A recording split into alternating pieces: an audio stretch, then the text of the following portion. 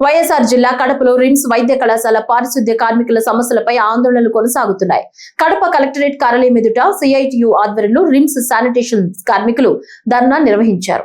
2025 October నుంచి కొత్త contractor బాధ్యతలు చేపట్టిన తర్వాత 50 సంవత్సరాలు దాటిన 111 మంది కార్మికులను డిగ్రీ అర్హత లేమి కారణంగా 23 మంది సూపర్వైజర్లను విధుల నుంచి తొలగించారని కార్మికులు ఆరోపించారు.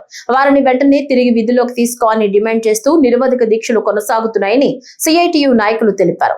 సమస్యను వెంటనే పరిష్కరించాలని, లేకపోతే ఆందోళనలు మరింత ఉధృతం చేస్తామని హెచ్చరించారు.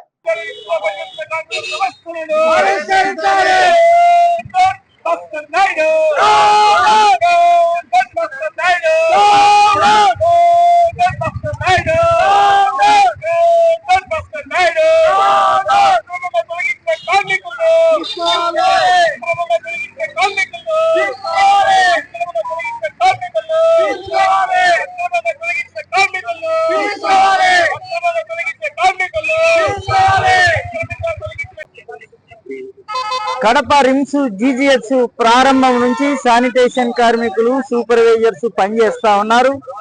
అక్టోబర్ నుంచి Padmavati hospitality facility management service contractor Bhaskar Naidu నిర్వహిస్తా ఉన్నాడు. ఈయన వచ్చినప్పటి నుంచి కార్మికులను మానసికంగా అనేక రకాలుగా క్షోభకు గురి చేస్తున్నటువంటి పరిస్థితి ముఖ్యంగా ఉంది.